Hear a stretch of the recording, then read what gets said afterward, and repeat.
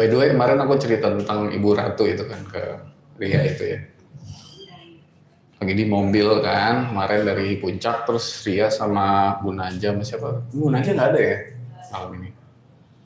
Jadi aku pernah cerita berapa kali juga nih. Jadi kalau ada anaknya Ratu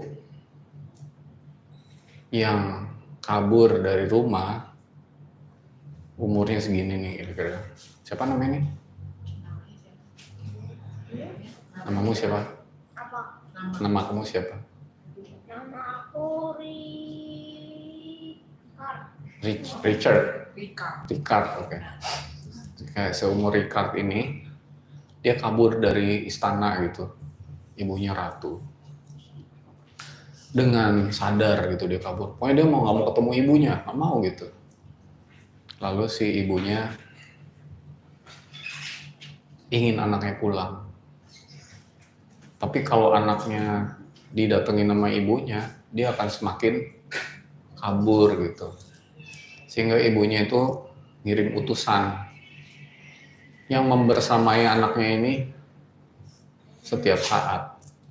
Ternyata anaknya ini kecebur got, masuk kolam kotor, kecebur septic tank, bau kotor, jorok, manual terus udah gitu guling-guling apa segala macam. Terus anaknya berapa tahun? Anaknya seumur kamu. 8,5. Iya 8,5. 9 lah, beda-beda dikit. Beda 6 bulan. Udah 6 bulan. Nggak apa-apa. Lalu kemudian si anak ini, si ibu bilang, aku kirim utusan. Jadi sebenarnya si ibu ini nggak pernah tahu anaknya itu kondisinya seperti apa. Sampai ibu ini ngirim utusan, dikirim pesan lewat utusan ini gitu ya. Si anak ini kadang-kadang denger, kadang-kadang enggak gitu. Sampai akhirnya si anak ini sadar gitu untuk pulang kembali ke ibunya. Kalau anak ini sadar pulang, si ibunya datengin dia, kira-kira tuh anak yang udah kotor, bau, disuruh mandi dulu baru dipeluk, atau langsung dipeluk sama ibunya dengan kondisi yang kotor seperti itu. Kalau ibu sayang sama anaknya harusnya gimana? Jadi dipeluk.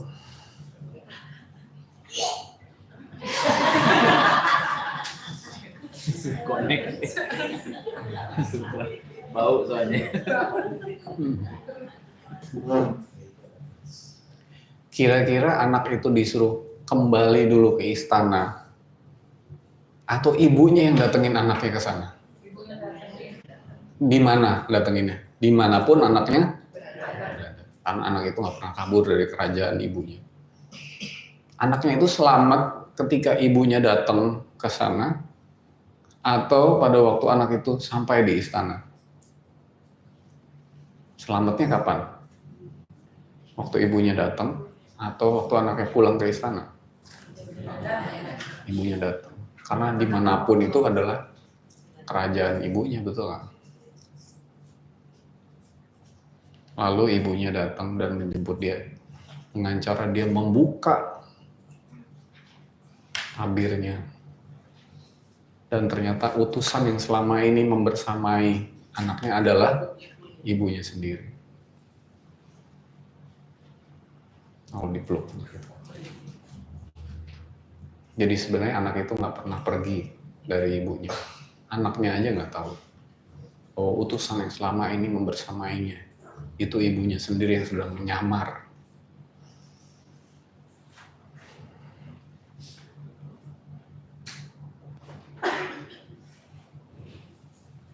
Kerasa